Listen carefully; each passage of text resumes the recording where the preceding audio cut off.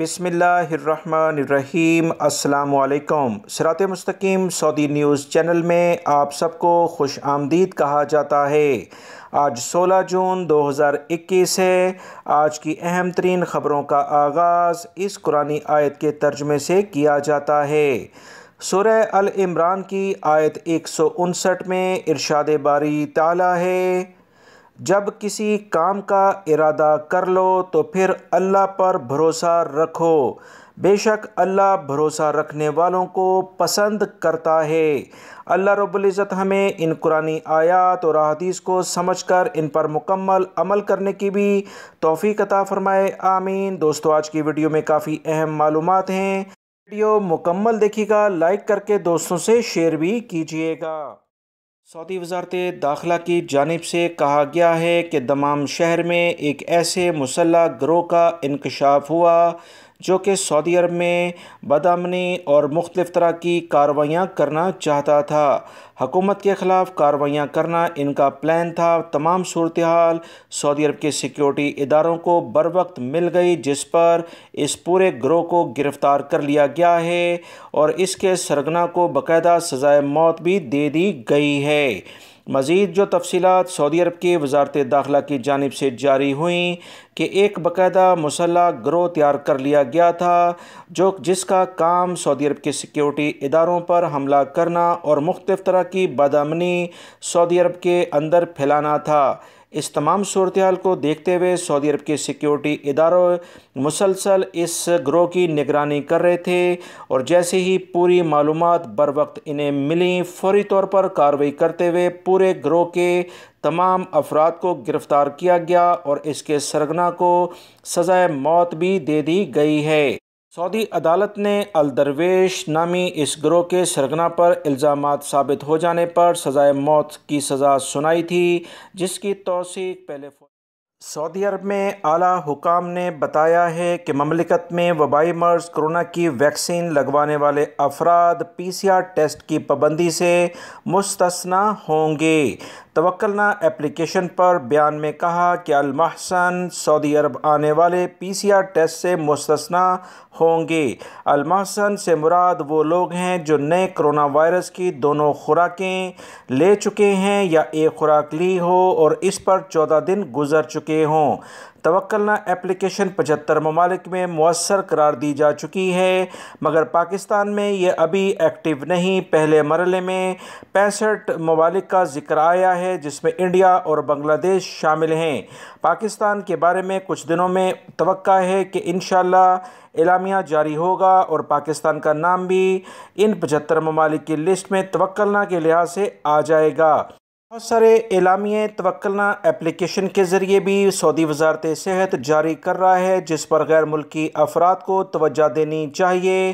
یہ سہولت بہت سارے یورپی ممالک میں بھی فراہم کر دی گئی ہے، جس میں جرمنی، سوئٹزرلینڈ، اسپین اور اٹلی بھی شامل ہیں۔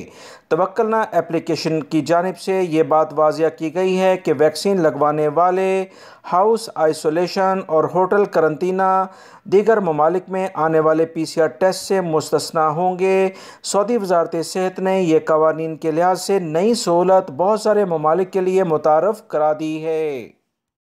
سعودی عرب کے ہمسایہ ممالک وبائی مرض کرونا کی صورتحال کی بنا پر بہت محتاط ہو گئے ہیں۔ کویتی حکومت نے کہا کہ ملک میں وبائی مرض کرونا کی صورتحال کے باعث غیر ملکیوں کو کویت آنے پر پابندی بحال رہے گی۔ حکومت نے کہا کہ غیر ملکیوں کی آمد پر پابندی کا مقصد ملک کو کرونا وائرس کی نئی شکلوں سے محفوظ رکھنا ہے۔ آج کل انڈین اور جنوبی افریقہ اور برازیلین وائرس کی کافی زیادہ چرچا ہو رہا ہے۔ حکومت نے کہا کہ وبا کے عالمی صورتحال کو دیکھتے ہوئے یہ کہا جا سکتا ہے یہ پابندی تا حکم ثانی برقرار رہے گی۔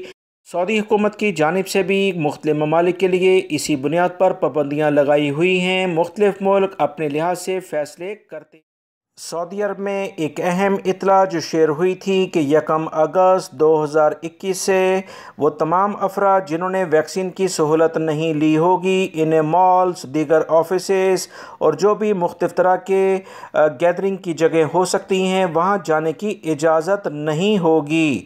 سعودی عرب میں تازہ ترین اس بارے میں اطلاعات آئی ہیں کہ 18 سال سے کم عمر کے ایسے افراد جنہوں نے ابھی تک کرونا ویکسین کی خوراک نہیں لی ہے انہیں نئے اور سخت قوانین نافذ ہو جانے کے بعد سعودی کمرشل آؤٹ لیٹس اور شاپنگ مال میں جانے کی بالکل اجازت ہوگی۔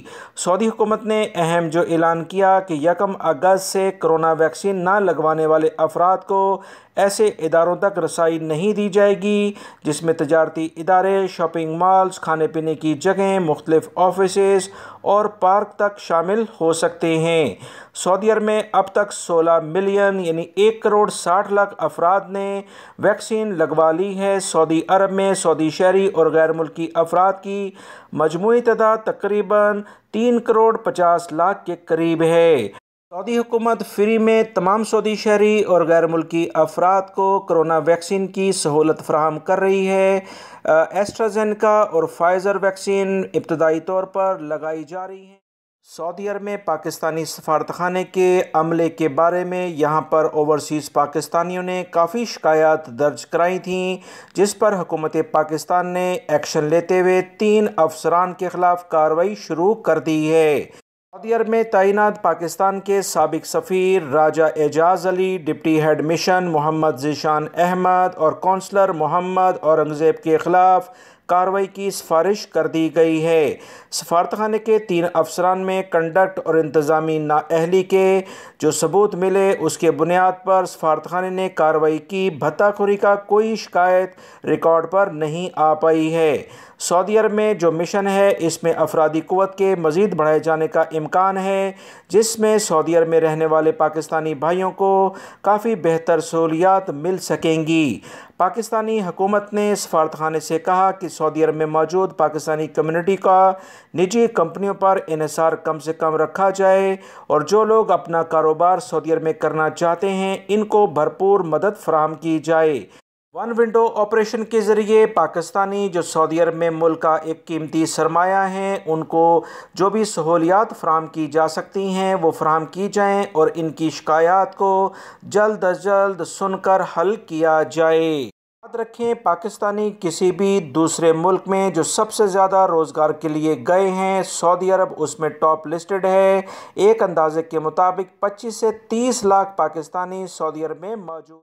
سعودی وزارت حج عمرہ کی جانب سے اطلاعات شیئر ہوئی ہیں کہ گزشتہ 30 گھنٹوں میں سعودی عرب میں 4,50,000 سے زائد سعودی شہریوں اور مقیم غیر ملکیوں کی جانب سے حج کی درخواستیں دی گئی ہیں۔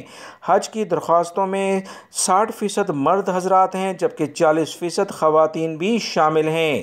حج کی درخواست جمع کرانے کا ابتدائی مرحلہ غیر حتمی ہے جس میں خواہش مند افراد اپنے کوائف یعنی معلومات کا اندراج کرائیں گے۔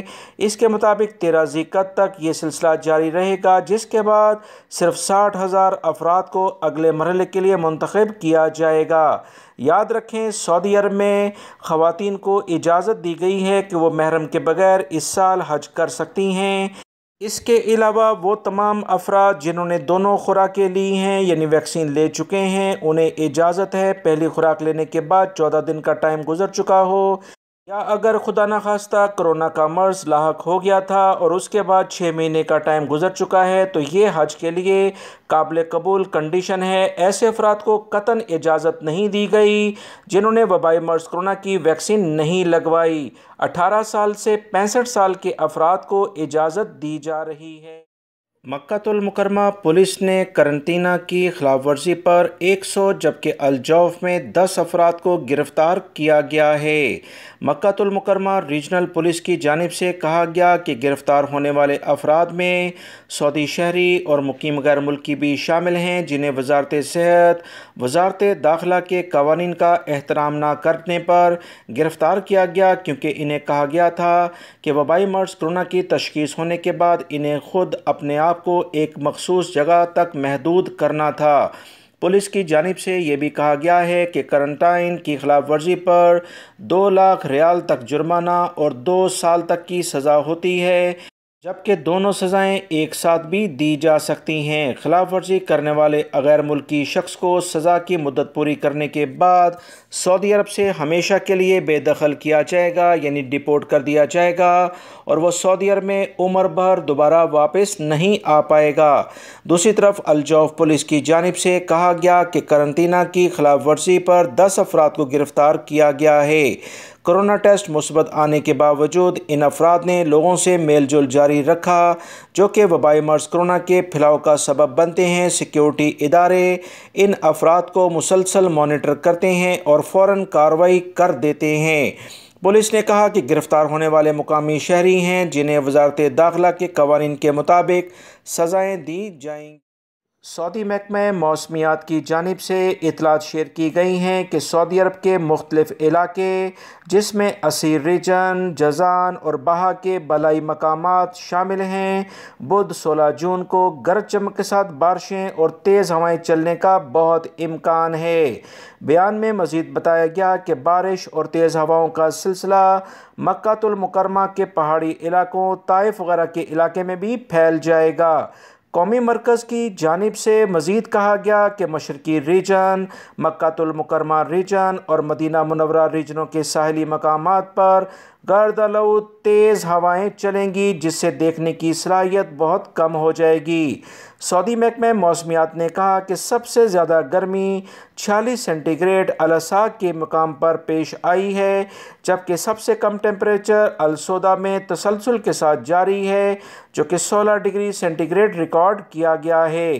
تفصیلات کے مطابق بدھ سے شدید گرمی شروع ہونے جا رہی ہے جو اگلے 13 دن تک جاری رہے گی۔ گرد و غبار کا طوفان آئے گا، تمام لوگ ابھی سے احتیاطی تدابیر اختیار کریں۔